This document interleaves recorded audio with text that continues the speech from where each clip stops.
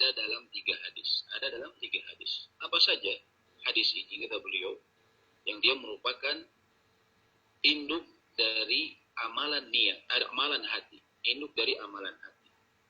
Lalu kemudian hadis Aisyah yang disebutkan dalam riwayat yang sahih, riwayat Bukhari, man ahdatsa fi amrina hadza ma laysa minhu fahuwa rad. Barang siapa yang melakukan sebuah perbuatan yang tidak ada contohnya dari kami, maksudnya perbuatan agama, ibadah yang tidak ada contohnya dari kami, maka ibadah tersebut tertolak. Itu hadis yang menjadi fondasi Islam kedua. Dan hadis yang menjadi fondasi Islam ketiga adalah al-halalu bayyin wal haramu bayyin. Yang halal itu jelas dan yang haram itu jelas. Dan di antara keduanya ada perkara yang syubhat. Itu adalah 3 hadis yang menunjukkan mengenai fondasi utama syariat Islam, kata Imam Ahmad. Dan hadis yang tadi, hadis mengenai niat yang kita akan bahas ini, merupakan salah satu hadis yang terpenting yang disebutkan sebagai syarat diterimanya amal, yaitu ketika niat seseorang diniatkan hanya kepada Allah Subhanahu wa taala dalam ibadah. Halo. Masih jelas suaranya ya? Masih jelas Ustaz? Masih jelas? Ya. Alhamdulillah jelas Ustaz. Ya, jelas. Hadis tadi kita ulang 2 hal. Antara lain bagaimana yang disebutkan oleh Ibnu Rajab. Ibnu Rajab Al-Hambali, salah seorang ulama besar, dan dia penulis kitab Jami'ul Ulum wal Hikam. Jami'ul Ulum wal Hikam, beliau menjelaskan yang dimaksud dengan niat di dalam agama di sini tidak terlepas dari 2 hal. Yang pertama adalah niat yang berhubungan dengan ibadah seseorang, ya, untuk membedakan antara satu ibadah dengan ibadah lainnya. Satu ibadah dengan ibadah lainnya. Dan juga untuk membedakan antara ibadah dengan adat. Antara ibadah dengan adat. Ya. Itu menurut Ibnu Rajab. Dan juga ya, ada ulama yang kemudian juga membaginya menjadi 3. Niat yang dibahas adalah niat yang tadi membedakan antara yang satu ibadah dengan ibadah yang lainnya, dan juga membedakan antara ibadah dengan adat. Dan yang ketiga adalah yang menjadi pokok pembahasan dalam masalah niat adalah niat seseorang ketika beribadah, apakah tujuannya kepada Allah ataupun kepada selain Allah. Dan ini berhubungan dengan akidah. Kalau yang 2 tadi banyak berhubungan dengan fikih, adapun yang terakhir berhubungan dengan masalah akidah. Apakah niatnya ketika beribadah hanya bagi Allah semata ataupun kepada selainnya? Ataupun kepada selainnya. Yang pertama yang tadi disebutkan, bahwa niat itu bisa membedakan antara satu ibadah dengan ibadah lainnya. Ibadah dengan ibadah lainnya. Contohnya, seseorang bisa sholat bersampingan, namun seseorang bisa jadi melaksanakan 2 sholat yang berbeda. Satu sholat sunat, satunya lagi sholat zuhur misalnya. Ya. Karena misalnya dia sholat sunat qobliyah sebelum zuhur. Karena sholat sunat qobliyah ini disebutkan dalam sejumlah riwayat bisa 4 rakaat. Dengan tata cara bisa 2 rakaat, ataupun bisa sekaligus 4 rakaat, sebagaimana sholat zuhur. Bentuknya sama, waktunya hampir bersamaan, tapi bisa jadi kedua orang yang sholat tersebut ya, melakukan sholat yang satu yang sunnah, satu lagi fardu. Kemudian juga ketika seseorang misalnya mengkodok, ketika dia tertidur sholatnya, subuh misalnya tertinggal karena tertidur, lalu dia terbangun teringat pukul 12. Kemudian dia sholat 2 rakaat dulu dengan niat subuh. Maka yang membedakan dia dengan sholat qobliyah zuhur adalah niat yang ada di dalam hatinya. Karena itu para ulama mengatakan ketika seseorang akan beribadah, contohnya ketika sholat, seseorang hendaknya ya, ketika akan takbir selalu menyertakan niat. Dia akan sholat apa nih? Walaupun tidak disyariatkan untuk talaffuz, untuk meniatkan dengan ucapan. Misalnya nawaitu usolli sholat al-dhuhri 4 rakaatin, seperti itu. Kenapa? Tidak disyariatkan, walaupun sejumlah ulama fikih mengatakan itu untuk hanya menguatkan saja. Namun pendapat yang lebih tepat tidak perlu diucapkan, karena kita ketahui Nabi SAW ingin menjelaskan semua perkara, termasuk doa masuk WC, bahkan mohon maaf doa berhubungan antara suami istri. Tapi tidak ada satupun riwayat menjelaskan mengenai bahwa beliau mengucapkan niat ketika akan memulai ibadah sholat misalnya. Begitu pula para sahabat. Oleh karenanya, yang afdol ketika akan beribadah, cukup dia niatkan sebagaimana Ibnu Taimiyah yang mengatakan, dapat ijma atau kesepakatan para ulama, bahwa niat itu mahaluhu fil qalb. Tempatnya itu di hati. Cukup dia niatkan ketika akan sholat zuhur bahwa dia akan sholat zuhur, sholat fardu zuhur di dalam hatinya, tanpa perlu dia sebutkan. Kemudian niat pun dengan niat bisa merubah sebuah adat menjadi ibadah. Dari sebuah adat menjadi ibadah. Contohnya, kata para ulama, ar-rajulu ya'kulu ta'am syahwatan faqat wa rajulul akhar ya'kulu ta'am imtithalan li amrillahi azza. Seseorang yang makan, bahkan sekedar makan saja. Seorang yang makan hanya karena syahwat dia, karena nafsunya ingin makan. Ada orang lain juga yang makan, dia dengan niat ingin melaksanakan perintah Allah. Wa kulu washrabu, makanlah dan minumlah tanpa berlebihan. Maka dia makan dan minum dengan niat seperti itu, untuk menguatkan badannya agar beribadah. Maka dia, orang yang kedua ini mendapatkan pahala di sisi Allah. Sedangkan yang pertama, dia tidak mendapatkan pahala di sisi Allah. Tidak mendapatkan pahala di sisi Allah. Dan juga bahkan disebutkan oleh para ulama, perkataan yang cukup penting, ya. Mereka mengatakan ibadatu ahli al-ghaflah adat wa adatu ahli al-yaqdah ibadatun. Ibadahnya seseorang yang lalai dari mengingat Allah itu bisa menjadi adat karena niatnya. Begitu pula adatnya seseorang ahli yaqdah, orang yang selalu ingat kepada Allah, itu bisa menjadi ibadah. Maksudnya apa? Adatnya seseorang, ibadahnya seseorang yang lalai, misalnya seseorang yang dia sholat, kemudian berpuasa, tapi dia cuma hanya ikut-ikutan saja, tanpa memperhatikan niatnya, ya, tanpa kemudian dia mengingat kepada Allah, maka itu bisa bernilai sia-sia di sisi Allah. Ketika dia tidak menghadirkan niat, sehingga dianggap sebagai adat. Adapun seseorang yang ahli yaqdah, seseorang yang selalu awas, selalu ingat kepada Allah, berzikir, dia menjadikan adatnya sebagai kebiasaannya sehari-hari sebagai ibadah. Contohnya, ketika dia tidur, dia niatkan untuk agar ibadahnya kuat, ya, menjalani ibadahnya kuat. Kemudian pun juga dengan melaksanakan ibadah hal-hal yang dianggap biasa, ya, dia selalu memasukkan niat ibadah di dalamnya,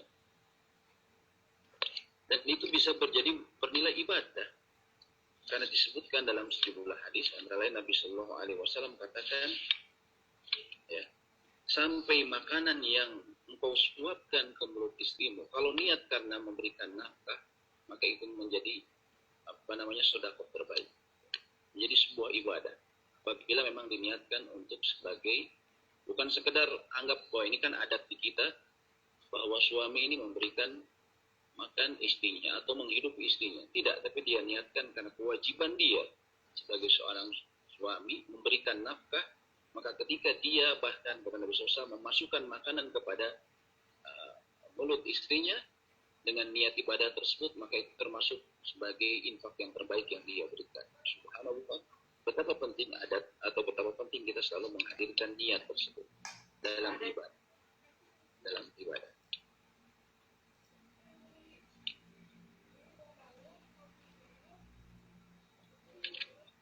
Kemudian para ulama juga mengatakan, ya,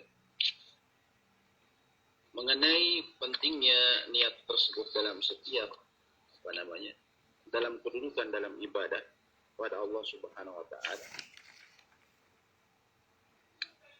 Maka kita selalu berusaha tadi, selalu berusaha menghadirkan niat dalam setiap langkah kita. Dalam setiap langkah kita. Jangan sampai kemudian kita menyanyiakan hari-hari kita tanpa ada niat untuk beribadah kepada Allah Subhanahu wa taala. Bahkan salah seorang ulama disebutkan namanya Zubayd, salah seorang ulama salaf. Beliau mengatakan bahwa dia selalu berusaha, dia mengatakan ini la uhibbu an takuna li niyyah fi kulli syai. Aku sungguh menginginkan agar aku selalu menyertakan niat dalam segala sesuatu, agar selalu menyertakan niat dalam segala sesuatu. Hatta fi ta'ami wa syarab, sampai dalam hal makanan dan minuman. Kemudian beliau mengatakan wa anwi fi kulli syai' uriduhul khair. Aku meniatkan dalam segala sesuatu, ya, aku meniatkan kebaikan di dalamnya. Hatta khurujuka ilal unasa. Dan hendaklah kau berusaha menghadirkan niat dalam segala sesuatu sampai ketika engkau keluar ke tempat sampah. Maka niatkan kebaikan, kata beliau. Kata Zubayd al-Yami, salah seorang ulama salaf. Jadi beliau katakan, aku selalu berusaha menyertakan niat yang baik dalam setiap perbuatanku. Dan beliau katakan, berniatlah yang baik dalam segala sesuatu yang kau inginkan kebaikan di dalamnya, sampai ketika kau membuang sampah ke tempat sampah, niatkan yang baik. Niatkan yang baik. Contohnya niatkan ketika dia mau membuang sampah, ya, agar dia menghilangkan gangguan misalnya di rumahnya, ataupun gangguan yang bisa mengganggu kaum muslimin. Maka itu di sisi Allah bisa bernilai pahala. Bisa bernilai pahala. Karena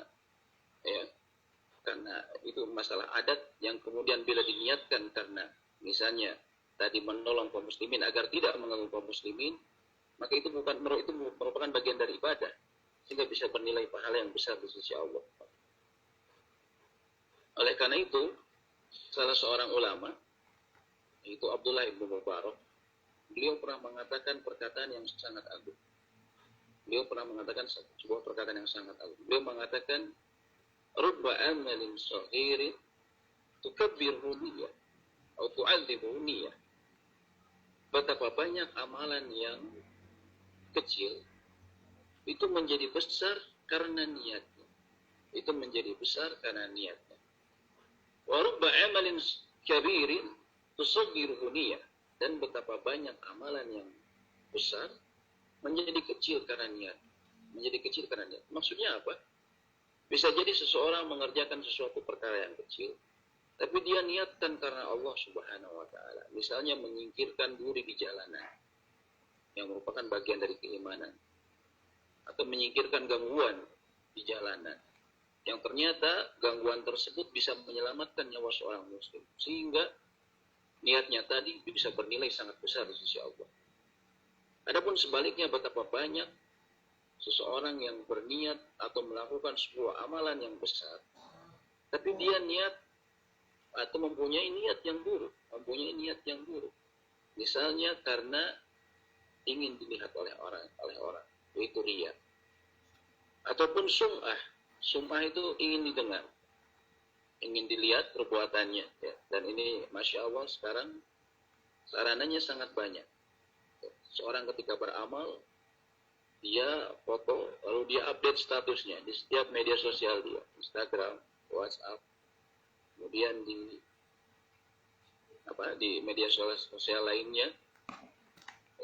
Lalu dia niatkan bahwa agar orang melihat saya soleh. Maka ini bahaya. Bahaya yang bisa menggugurkan amalan yang tersebut. Karena Allah SWT berfirman dalam sebuah hadis qudsi.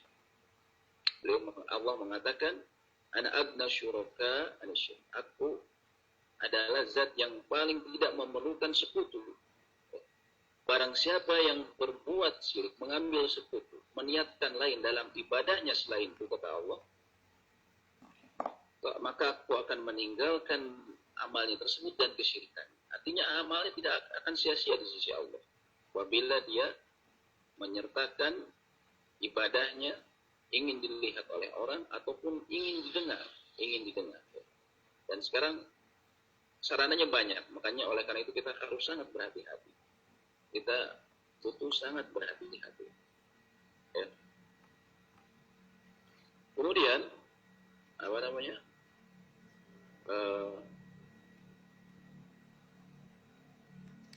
Tadi kita bicara mengenai bahwa tadi pentingnya kita untuk selalu mengikhlaskan niat dalam ibadah, dan juga ibadah bisa merubah sebuah adat menjadi, atau niat yang baik menjadi, mohon maaf tadi, bahwa niat yang salah, niat yang kecil bisa menjadi besar karena di sisi Allah pahalanya karena ibadah atau karena niat dia yang baik. Adapun sebaliknya, dengan niat yang salah, seseorang yang amalannya yang terlihat besar namun bisa menjadi kecil di sisi Allah tadi, bahkan ditinggalkan ibadahnya, sia-sia di sisi Allah karena niatnya yang salah. Dan bahkan ada sebuah hadis yang perlu kita renungkan, ya, yang diriwayatkan oleh Abu Hurairah radhiyallahu taala. Suatu saat diriwayatkan bahwa Abu Hurairah pernah datang setelah Nabi SAW meninggal. Ya, beliau keluar dari kota Madinah. Dan ketika beliau kembali ke kota Madinah, menuju kota Madinah, orang-orang pada ribut. Itu pada generasi setelahnya, itu tabi'in. Ini Abu Hurairah, sahabat Nabi SAW, datang ke Masjid Nabawi saat itu. Kemudian beliau diminta untuk menceritakan sebuah hadis yang menurut beliau hadis yang dianggap penting sekali. Maka ketika beliau akan menceritakan hadis tersebut, beliau pingsan. Subhanallah. Beliau pingsan. Kemudian beliau bangun. Lalu ditanyakan lagi kepada beliau, apakah hadis tersebut? Sebelum beliau memulai pembicaraannya, beliau kembali pingsan. Subhanallah. Beliau kembali pingsan. Dan beliau pingsan hingga 3 kali sebelum menciptakan hadis ini. Sebelum menceritakan hadis ini. Kemudian ketiga kalinya, ketika beliau siuman, beliau akhirnya bisa menceritakan hadis yang sangat penting ini, yaitu hadis mengenai niat. Beliau mengatakan, Inna awalan nasi yudna yawmal qiyami alaihi rajulun ustushida. Sesungguhnya seseorang yang pertama kali akan diadili pada hari kiamat adalah seseorang yang mati syahid. Yang mati syahid, sebuah amalan yang sangat mulia bila syahidnya benar, sesuai dengan petunjuk sunnah Nabi SAW. Kemudian, ya, dia didatangkan dan diperlihatkan kepadanya nikmat yang akan didapatkan bagi seseorang yang mati syahid. Bagi seseorang yang mati syahid. Kemudian Allah bertanya kepadanya. Allah bertanya, "Fama amilta fiha?" Apa yang kau lakukan ketika dunia dengan syahidmu itu? Dia mengatakan, "Qataltu fika hatta ustushhidtu." Aku berperang di jalanmu ya Allah sampai aku mati syahid. Aku berperang di jalanmu ya Allah sampai aku mati syahid. Kemudian Allah Jalla wa'ala berkata, ini hadis qudsi ya, kalau ada perkataan Allah ini hadis qudsi. Allah berkata, "Kadzabta," kau berdusta. "Walakinnaka qatalta li'an yuqal jari," kau berdusta. Sesungguhnya engkau berperang, ya, mengorbankan jiwamu agar engkau dikatakan sebagai jari, sebagai seseorang pemberani, sebagai seseorang yang pemberani. Ingin mendapatkan julukan sebagai seseorang pemberani, atau ingin disebut sebagai seseorang yang berani di hadapan kaumnya. Faqad qil, dan sungguh telah dikatakan. Artinya dia memang ketika hidup di dunia, ketika dia berperang, dia dianggap sebagai seseorang yang sangat pemberani. Sebutannya sudah masyhur.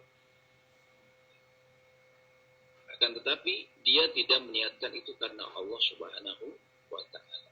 Walaupun tadi dia berkata seperti itu di hadapan Allah. Namun tentu Allah lebih mengetahui apa yang ada di dalam hatinya. Lalu kemudian diperintahkan bagi dia agar diseret wajahnya lalu dilemparkan ke api neraka. Na'udzubillah. Diseret kepalanya lalu dilemparkan ke api neraka. Karena dia tadi niatnya hanya ingin dikatakan sebagai pemberani. Dia berdusta ketika mengatakan saya berjihad karena Allah. Bukan. Lalu kemudian didatangkan orang kedua, yaitu orang yang mempelajari ilmu. Insyaallah al-afiyah. Orang yang mempelajari ilmu dan mengajarkannya.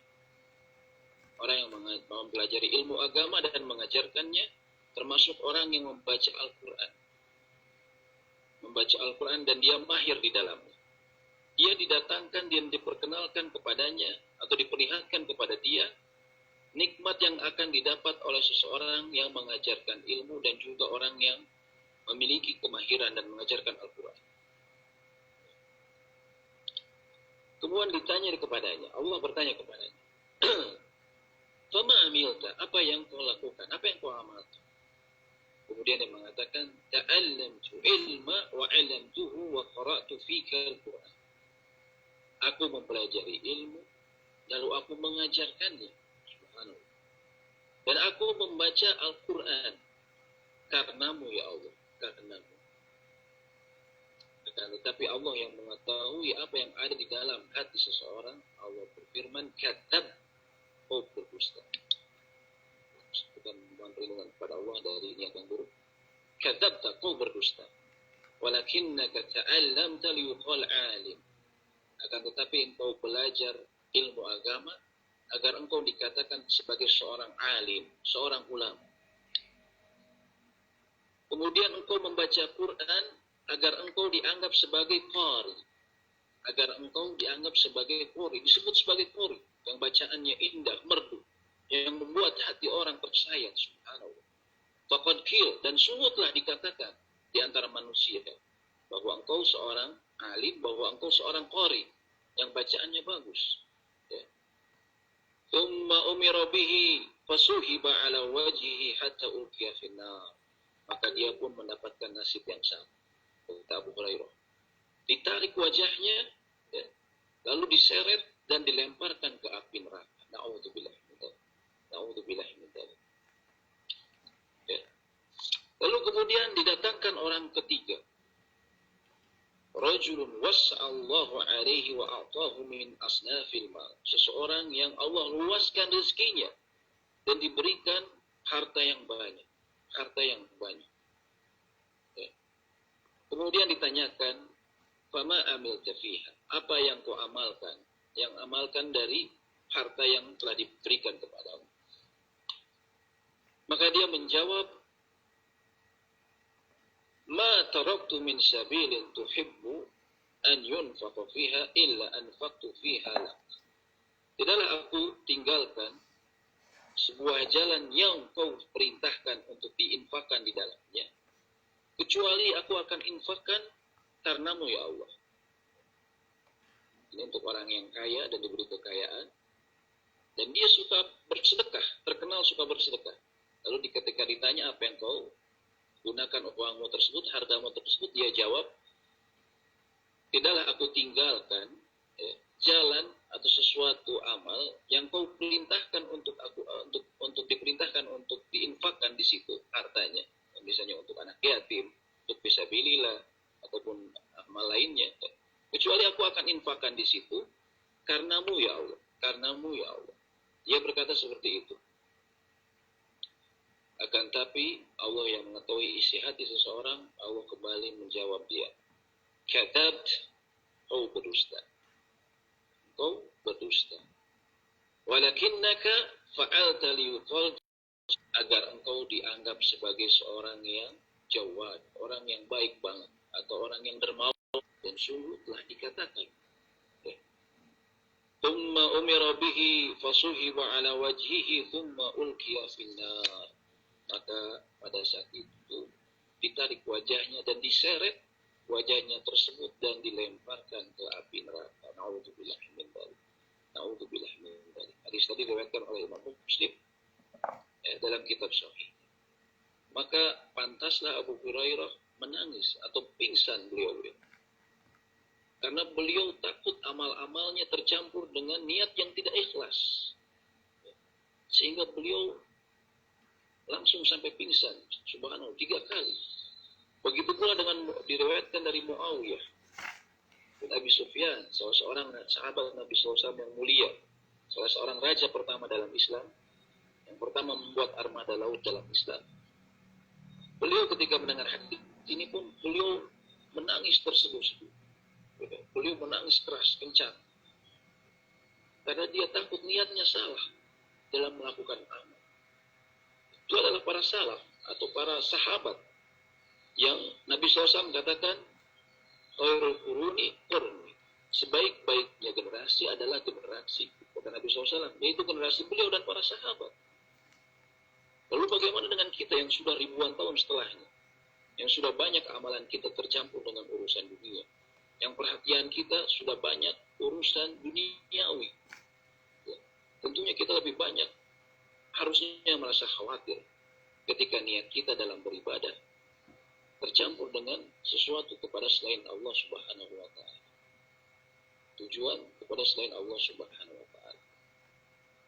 Oleh karena itu, para ulama senantiasa mewasiatkan bagi kita untuk selalu memperbaiki niat-niat kita dalam beribadah. Antara lain disebutkan oleh Sufyan al-Thawri, beliau mengatakan, ma'alajtu syai'un asyadda alayya min niyati. Tidaklah aku mengobati sesuatu yang lebih susah dibandingkan aku mengobati niatku dalam beribadah, kata Sufyan al-Thawri. Li'annaha tataqallab alayya. Karena niat itu berubah-ubah. Kadang niat kita benar ketika ke masjid, ingin beribadah. Tapi ketika di tengah jalan, ada orang melihat, wah subhanallah, kita pakai pakaian rapi, bagus. Oh, ini orang soleh di kampung kita nih, lewat. Berubah niat kita. Na'udzubillah. Atau seorang pemuda, ya, ketika lewat di hadapan, ya mohon maaf ya, misalnya akhwat, langsung berubah niatnya, ingin dianggap sebagai ikhwan yang ideal misalnya. Maka ini subhanallah, ya, berbahaya. Dan ini sangat sulit sekali untuk, bahkan ulama salaf mengatakan sulit sekali untuk mengobati. Ya. Sehingga para ulama dahulu, ya, terlain salah seorang ulama yang namanya Nafi Ibn Jubair, beliau ketika ditanya, ala tashhad jenazah, apakah kau tidak melihat atau tidak mengantarkan jenazah ketika ada seseorang meninggal? Apakah kau tidak ikut mengantarkan? Beliau kemudian mengatakan, kama anta hatta anuya. Aku akan bersama denganmu sampai aku memperbaiki niatku dulu.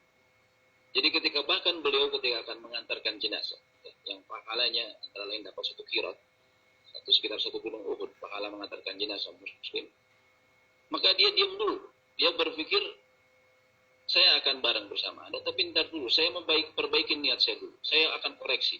Apakah saya niat ini untuk mengantarkan jenazah karena ingin berharap karena Allah, melaksanakan perintah Allah dan mendapatkan pahala, atau hanya karena ingin sebagai adat saja, ya, karena orang sama-sama pergi ke kuburan mengantarkan, gak enak ini orang di kampung kita.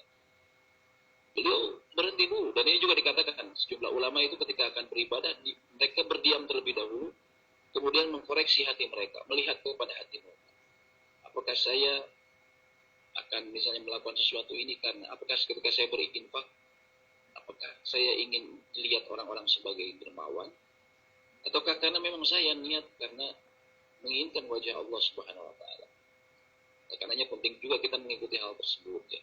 Ketika kita akan melakukan sebuah ibadah, kita diam terlebih dahulu atau kita pikirkan terlebih dahulu. Kita lihat kepada hati kita. Ya.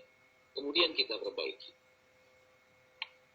Oleh karenanya para ulama juga mengatakan mengenai hukum niat yang berubah-ubah. Mengenai hukum niat yang berubah-ubah.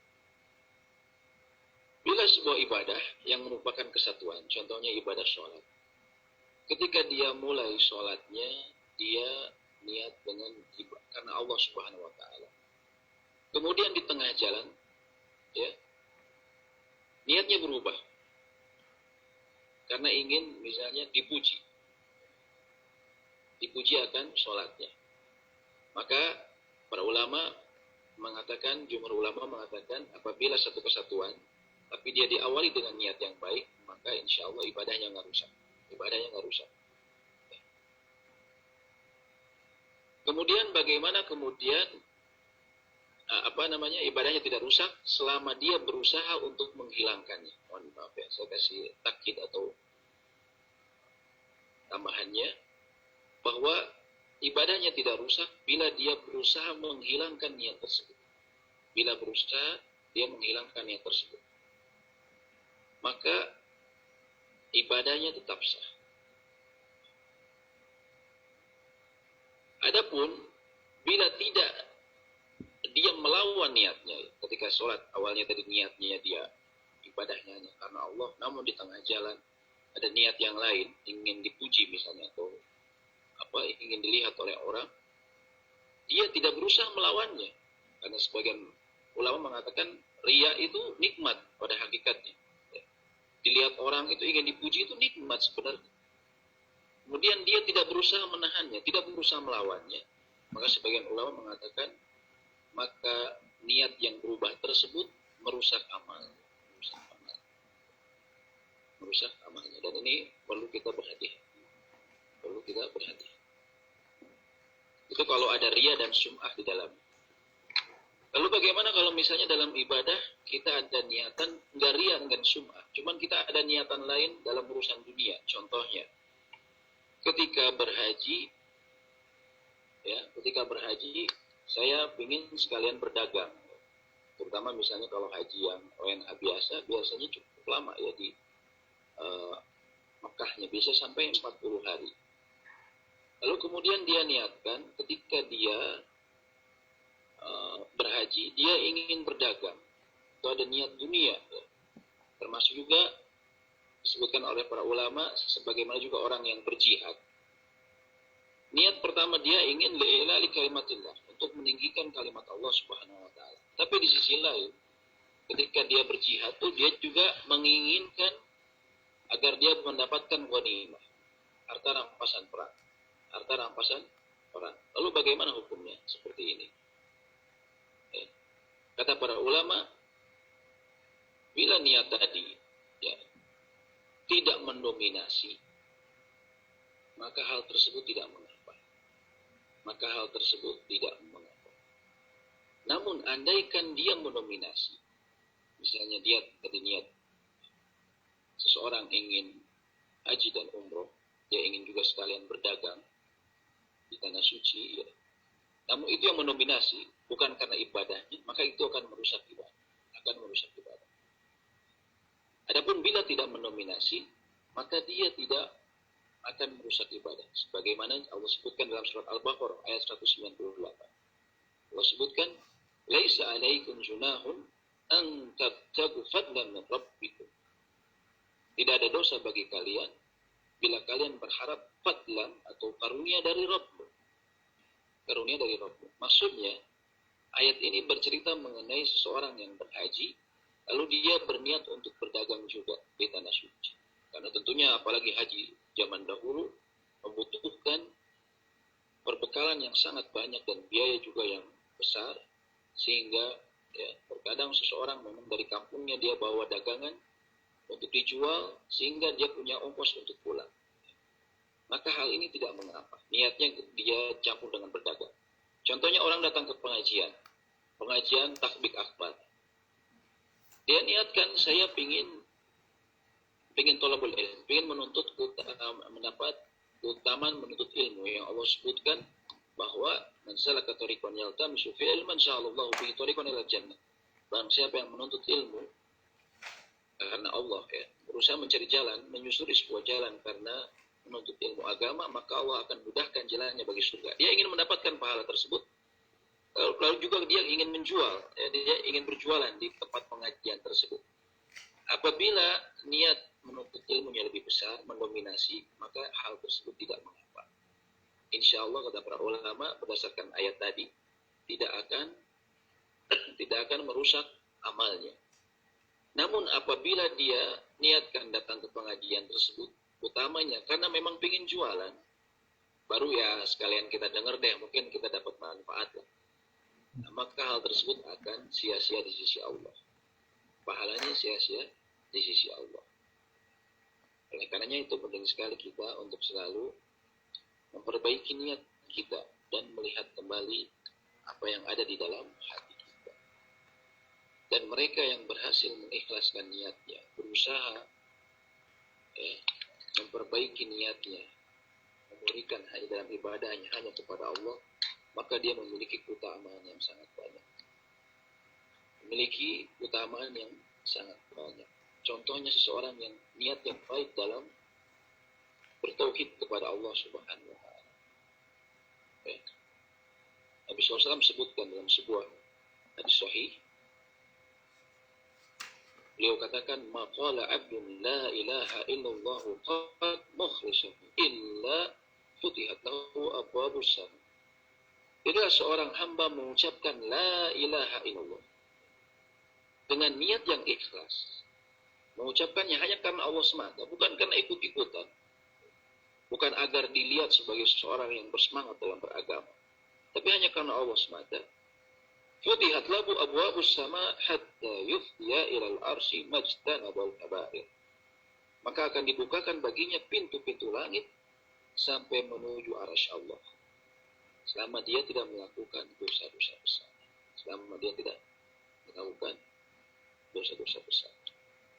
Juga dalam sebuah hadis sahihul jami' disebutkan bahwa Nabi SAW pernah berkata, "Ma min nafsin tamutu wa hiya tashhadu an la ilaha illallah wa anni rasulullah."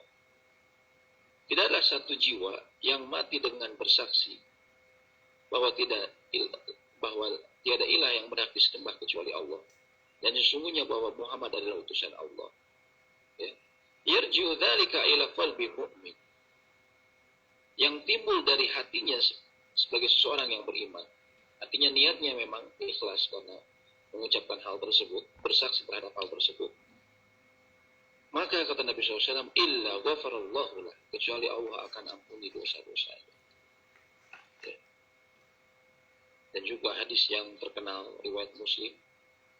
Nah, hadis ini merupakan hadis yang sangat agung, yang harusnya diingat-ingat bagi mereka yang berusaha mengikhlaskan niatnya dalam segala perkara ibadah kepada Allah.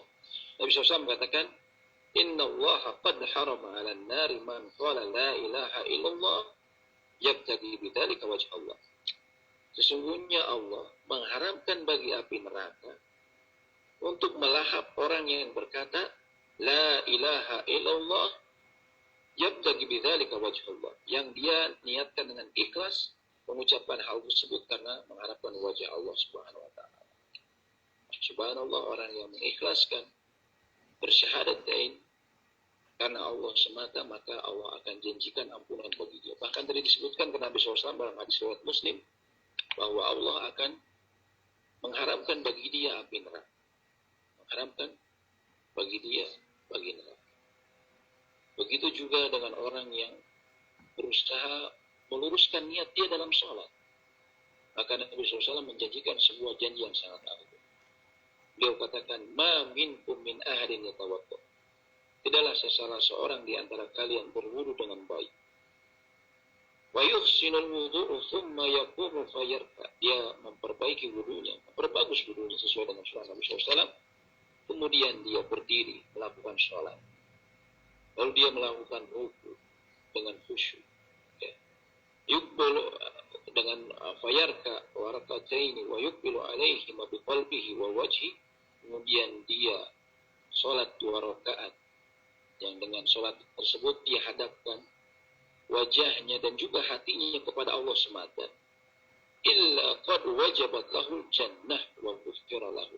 Kecuali Allah akan wajibkan bagi dia surga dan juga dia akan diampuni dosanya. Akan diampuni dosanya. Subhanallah, ini hadis yang disebut oleh Syekh Al-Albani dalam Sahihul Jami'. Sahihul Jami'. Itu tadi, bila salah seorang berwudu dengan baik, kemudian berdiri melakukan sholat 2 rakaat dengan khusyuk, dalam sholat dan wudunya tersebut dia melakukan dengan ikhlas, dengan niat yang karena Allah, dan dia menghadapkan hati dan wajahnya hanya kepada Allah, maka bagi dia surga dan ampunan. Subhanallah. Ini sungguh sangat amalan yang sangat agung. Kemudian yang terakhir, saya akan menyebutkan beberapa perkara yang sering dianggap riya dan syirik, padahal tidaklah demikian. Ini berhubungan dengan niat yang salah ya. Akan tetapi ada hal yang dianggap niat yang salah namun merupakan bukan demikian. Contohnya adalah begini. Pujian seseorang kepada yang lainnya terhadap sebuah perbuatan yang baik. Ya. Maka itu tidak langsung menjadi sebuah ya, itu tidak otomatis menjadikan sebagai bentuk riya. Sebagaimana sebuah hadis yang diriwayatkan oleh Abu Dzar, dikatakan kepada Nabi SAW, "Ara'aita rajul ya'malul amala minal khair wa yahmaduhu an-nasu 'alaiha." Ya Rasulullah, bagaimana menurut Anda tentang orang yang melakukan suatu perbuatan lain atau suatu perbuatan baik, lalu orang memujinya, Kemudian Nabi SAW mengatakan, tilka ajilu bushrul mu'min. Itu adalah kabar gembira bagi seorang mukmin yang disegerakan. Kabar gembira bagi seorang mukmin yang disegerakan.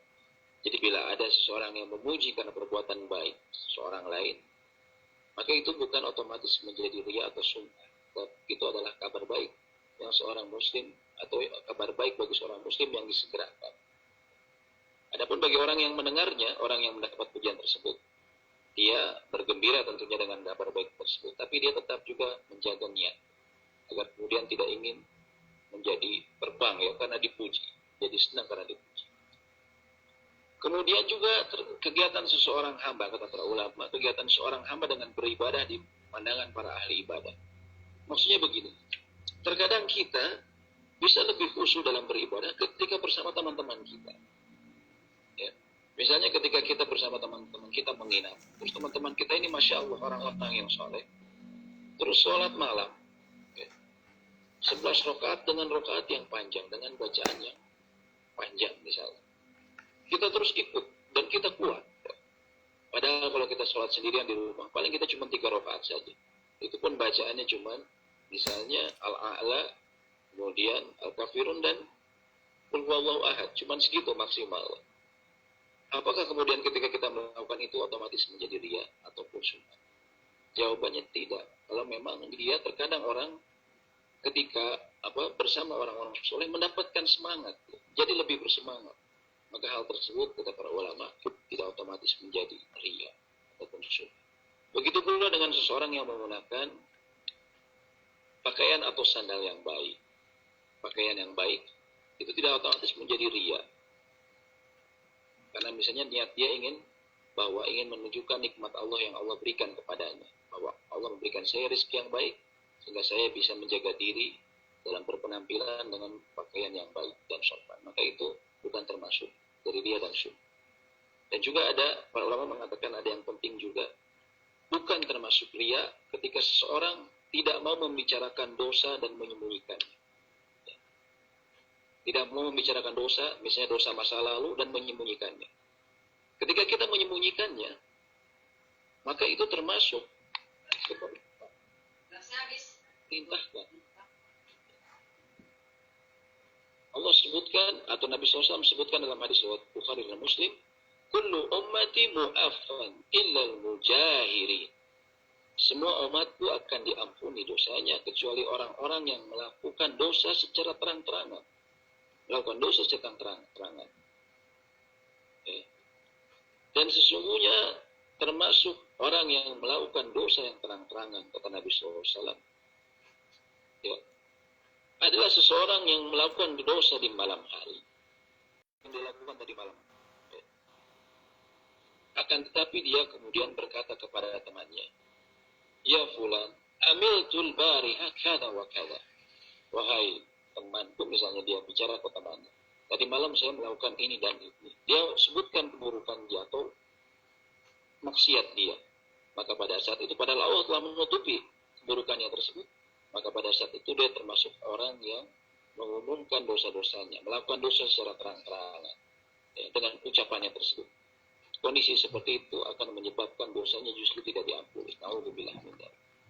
Karena banyak kita ya. Saya ada orang yang bertobat. Ya. Dulunya dia misalnya punya keburukan, penjahat, preman, ataupun pelaku maksiat terkenal, suka mabuk. Kemudian dia cerita ketika sudah hijrah. Saya dulu mah suka mabuk, begini. Saya mah terus terang aja, saya dulu begini. Gak usah diceritakan. Saya dulu suka berzina, na'udzubillah. Saya main dengan perempuan ini. Saya terus terang aja, saya nggak usah nutup-nutupi, saya jujur. Dia anggap itu sebagai perbuatan baik, karena itu jujur. Itu salah. Justru itu termasuk perbuatan muhajir. Mujahir. Muhajir, orang yang berhijrah. Mujahir, seseorang yang terang-terangan dalam melakukan dosa. Padahal Allah telah menutupinya. Jadi, nggak usah kita ceritakan masa lalu kita, keburukan kita, yang orang tidak tahu, tidak usah diceritakan. Dan itu bukan termasuk ria, ingin dipuji. Dia mah pengen dipuji, seolah-olah pengen punya masa lalu yang baik. Bukan. Tapi karena Allah memerintahkan agar kita tidak menceritakan dosa-dosa. Kenapa? Karena ketika dosa kita diceritakan kepada orang lain, bisa jadi orang terinspirasi melakukan dosa yang sama. Terinspirasi melakukan dosa yang sama. Oh, dia juga melakukan kok, sudah biasa. Korupsi misalnya di sebuah instansi. Dia cerita, saya dapat bansos begini ya, kita bagi-bagi. Dia ceritain ke teman-temannya. Orang lain yang biasanya di departemen yang lain mungkin tidak terpikir, tapi ketika mengatakan, ada orang mengatakan seperti itu, oh boleh juga ya. Sebenarnya mungkin biasa itu ya, udah kita ngerjain juga. Akhirnya ada orang lain yang kemudian terinspirasi dan melakukan dosa seperti itu. Ya. Itu oleh karenanya perlu kita perhatikan seperti itu. Dan yang terakhir sedikit lagi, bagaimana kemudian kita mengobati niat yang salah? Mengobati niat yang salah. Contohnya ketika kita dalam beribadah, hinggap selalu ingin ada riya, selalu ingin dipuji, ya. Ingin diomongin sama orang. Bagaimana cara kemudian kita mengobatinya? Dan tentunya ini, obat seperti ini juga termasuk bagi pembicara sendiri ya, bagi kami tentunya kita sangat membutuhkan. Tadi disebutkan para ulama, niat itu selalu berubah-ubah. Yang pertama, para ulama mengatakan cara mengobatinya, seseorang hendaknya mengetahui keagungan Allah Subhanahu wa Ta'ala.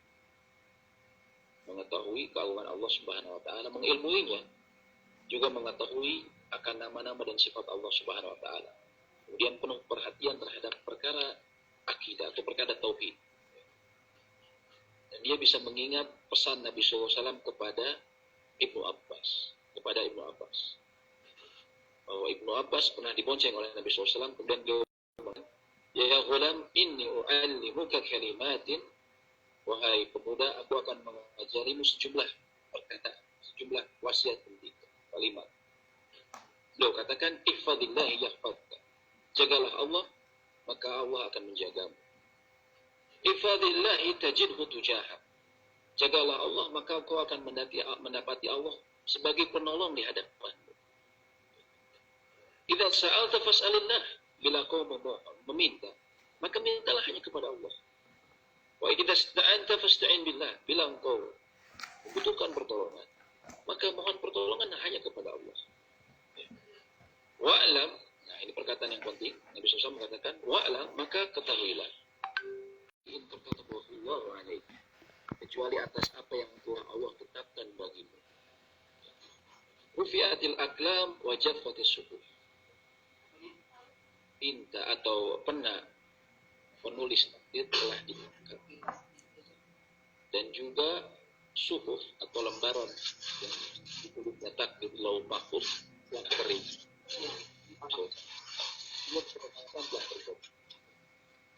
Bila kita merenungi hadis ini, maka kita akan kuat rasa tawakal kita kepada Allah dan rasa niat kita berharap hanya kepada Allah.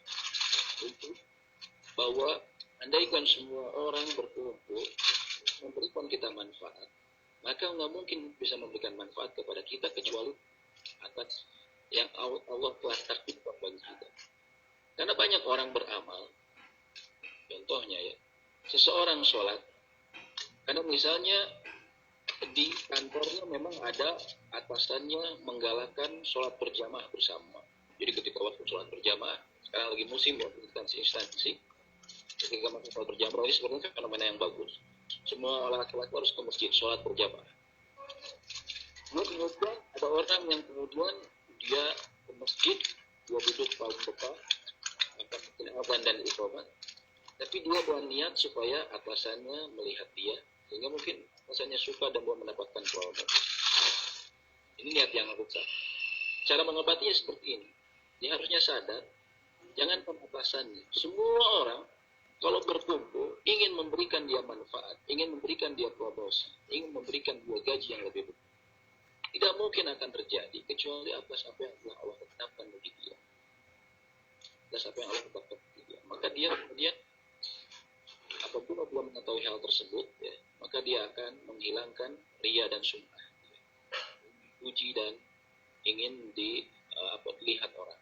Karena pada hakikatnya ria dan sum'ah itu tujuannya memang ingin mendapatkan keuntungan dunia. Ya. Ketika kita sering dipuji sama orang, kita ingin dapat kedudukan di masyarakat, ya, ataupun di kantor ataupun di kampus bagi teman-teman mahasiswa. Ya. Kedudukan. Padahal kita tidak mungkin bisa dapat kedudukan ataupun dapat sesuatu kecuali atas apa yang telah Allah tetapkan bagi kita. Dan juga dia mengetahui bahwa Allah Maha mendengar dan Maha melihat. Allah melihat dan mendengarkan apa yang ada di dalam hati kita, yang paling dalam sekalipun.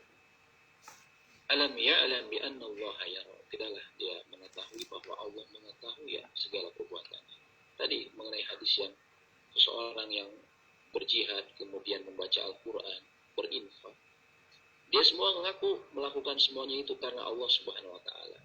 Tapi Allah mengetahui apa yang ada dalam hatinya dan Allah menyanggahnya dan berkata, "Kadzabta, engkau berdusta." Ya. Allah mengetahui. Oleh karenanya kendati walaupun kita di hadapan orang kelihatan niatnya benar-benar, wah ini orangnya ikhlas, orang-orang nyebut seperti itu. Ya. Akan tetapi Allah mengetahui apa yang ada di dalam hati kita. Ya. Oleh karena itu senantiasa selain kita mengetahui bahwa Allah melihat apa yang ada dalam hati kita, juga kita selalu berusaha mengagungkan Allah. Selalu berusaha mengagungkan Allah bahwa Allah yang Maha Agung. Dan yang namanya ikhlas itu adalah ketika kita meniatkan amal kita ingin agar mendapatkan pahala di sisi Allah SWT, ingin mendapatkan karena mendapatkan keridhaan Allah dan juga ingin mendapatkan pahala di sisi Allah Subhanahu wa taala semata. Ya. Jadi yang ikhlas itu bukan berarti saya nggak berharap apa-apa, saya hanya ikhlas aja. Bukan. Yang namanya ikhlas, niat yang baik adalah ketika dia hanya berharap pertama ibtigha'an wajh Allah, ketika dia ingin mengharapkan wajah Allah atau mengharapkan keridhaan Allah, dan juga dia ingin mendapatkan pahala dari sisi Allah Subhanahu wa taala. Demikian penjelasan ringkas. Masih tamat, cuma ada. Apabila kemudian ada koreksi atau pertanyaan, persilakan. Assalamualaikum Ustaz. Waalaikumsalam warahmatullahi. Izin bertanya Ustaz. Mangga Pak. Pak Sigit. Oh iya, Pak Sigit, silakan Pak. Yang pertama, alhamdulillahirrabbilalamin. Program ini sudah berjalan. Insya Allah kembali lagi bahwa saya mengajak kepada saya dan Ustaz serta yang tim sukses, tim kreatif DKM